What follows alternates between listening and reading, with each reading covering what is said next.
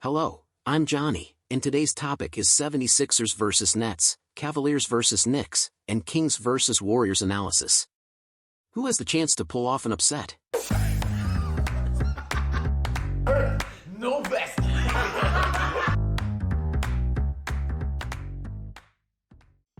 As the playoffs are about to start, let's talk about the first-round matchups. We'll discuss the 76ers vs Nets, Cavaliers vs Knicks, and Kings vs Warriors. We'll try our best to cover the other matchups as well since the play-in games are not yet over. Before we dive in, please give our video a thumbs up as your support means a lot to us.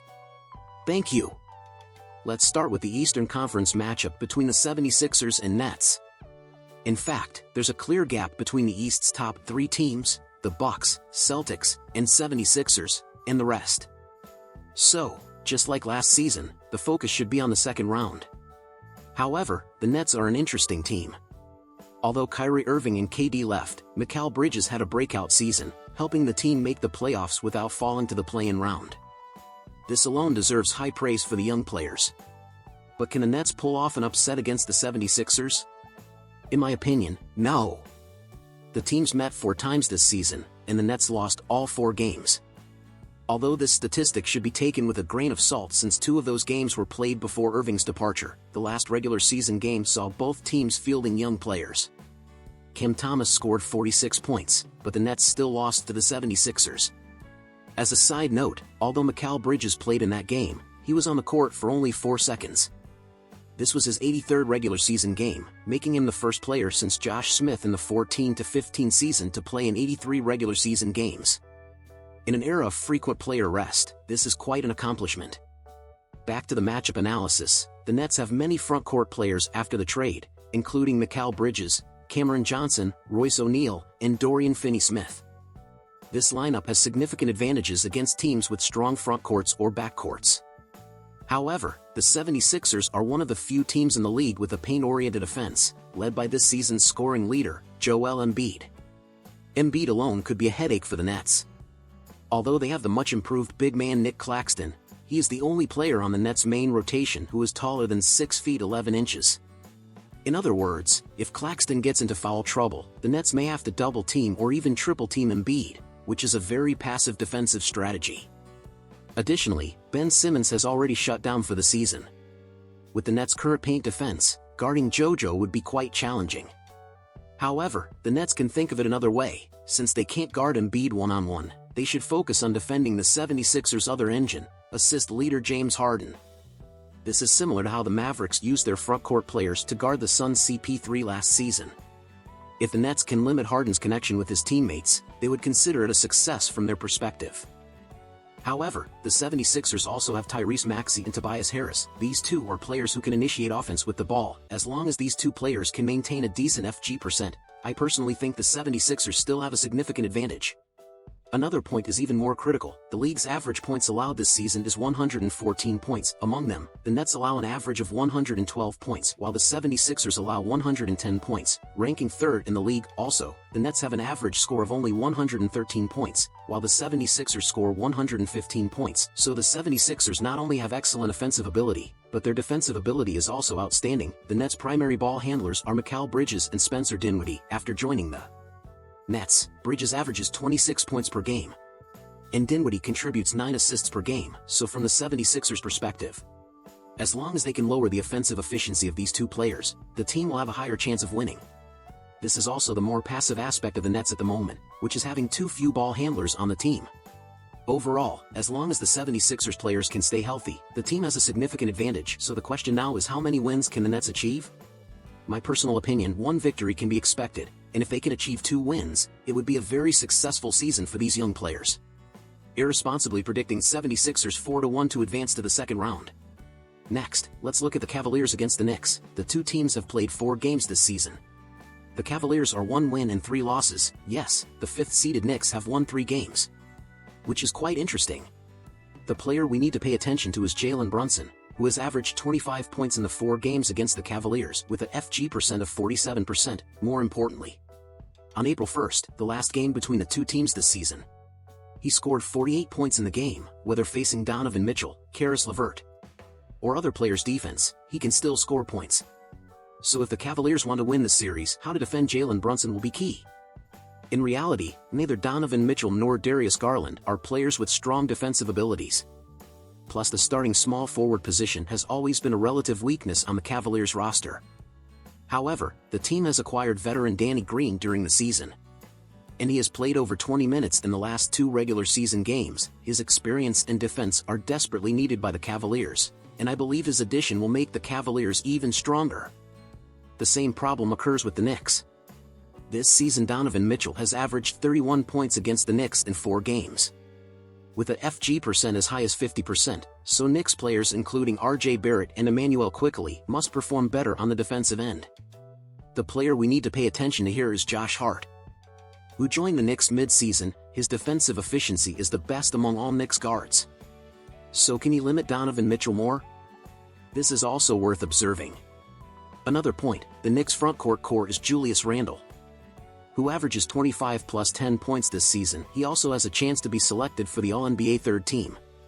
However, he got injured in a game against the Heat at the end of March. Whether he can fully participate in the first round remains a minor question. Another crucial point is that the Cavaliers have Jarrett Allen and Evan Mobley, 2 big men with excellent defensive abilities. This will also limit Julius Randle's performance on the offensive end. In reality, if the Knicks want to stage an upset, the key will be RJ Barrett. Although he averages 19 points this season, his scoring dropped to only 15 points in the 4 games against the Cavaliers. To put it bluntly, he must perform better. Additionally, the Cavaliers need to be cautious of Emmanuel Quickley, who is averaging 14 points this season and is currently a top contender for the 6th Man of the Year award. Since Josh Hart joined the Knicks, he has also been averaging over 10 points per game.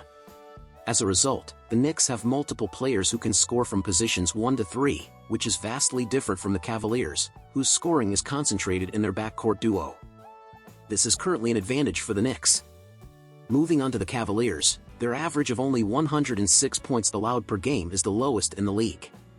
This season, they have a 31-10 home record, among the best in the league, making home court advantage incredibly important for them.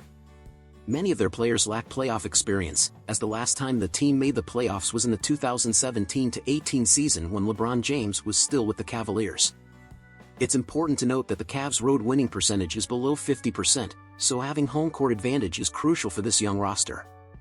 The key for the Cavaliers lies in Donovan Mitchell and Darius Garland maintaining their regular season performance levels. Mitchell's scoring prowess in the playoffs is well known, and with defensive players like Danny Green, Jarrett Allen, and Evan Mobley on the team, I personally believe the Cavaliers have a chance to advance to the second round with a 4-2 victory. However, if the Cavaliers lose one of their first 2 home games, the series will become very exciting. In fact, this matchup is one of the more evenly matched ones in the Eastern Conference's first round. Next, let's discuss the Kings versus the Warriors.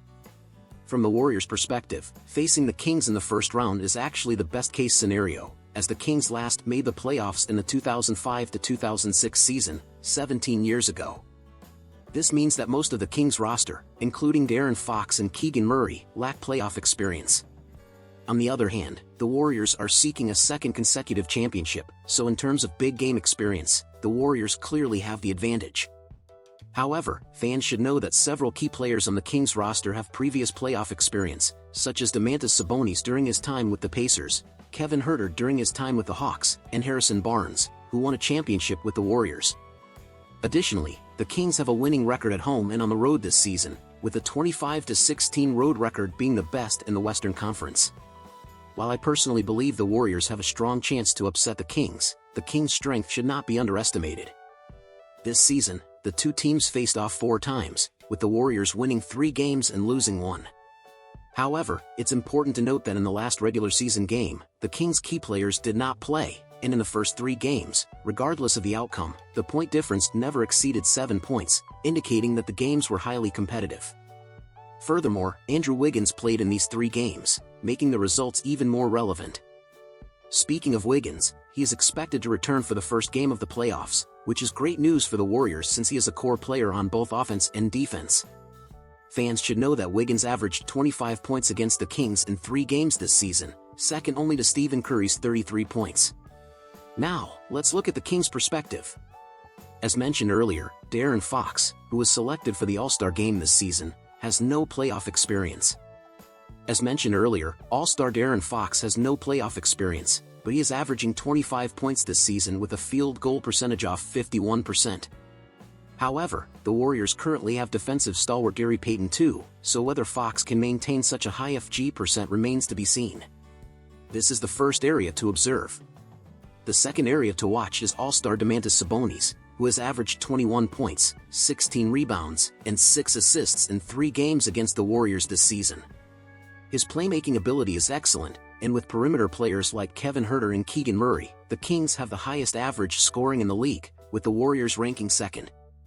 However, Sabonis will have to face the strong defensive duo of Draymond Green and Kevin Looney, along with the impressive second-half performance of Jonathan Kuminga. Can Sabonis still perform at a high level? This is also worth paying attention to. Furthermore, if the Kings want to win the series, Malik Monk, who is known for his streaky play, must be more consistent. This season, he has averaged 17 points against the Warriors, and more importantly, he comes off the bench. The Kings lineup, including Kevin Huerter, Malik Monk, and even Keegan Murray, has good off-ball abilities, and their 3P percent is above 35%. They must provide more firepower support, otherwise, Domantas Sabonis and De'Aaron Fox will be more passive on the offensive end. As for the Warriors, their situation is relatively simpler. In fact, the Warriors are essentially 2 different teams in the first and second halves of the season. Besides Stephen Curry's return in early March and Gary Payton II's comeback from injury late in the season, players like Jonathan Kuminga, Klay Thompson, and Dante DiVincenzo have performed better in the second half. This is the key to the Warriors' final push for the top 6 in the Western Conference. Fans should know that the Warriors' average points allowed after the All-Star break is 113, a significant improvement from the 118.5 points before the break. The Kings' average points allowed this season is 118, ranking near the bottom of the league. This is the main reason why most fans and analysts believe the Warriors can pull off an upset. However, if the Warriors want to advance sooner, Jordan Poole needs to be more consistent. He and the Splash Brothers are the only players on the team averaging over 20 points per game, but Poole's performance in the second half has not been as good as the first half. Although he still averages 19 points after the All-Star break, his FG percent is only 40%, and his away game performance is not as good as at home. This is something Poole needs to adjust. In my opinion, the Warriors should be able to end the series within 6 games. Simply put, if the Kings can win 2 games, they can consider this season a great success. However, the Warriors must win one of the first 2 away games, otherwise, the pressure will be on them.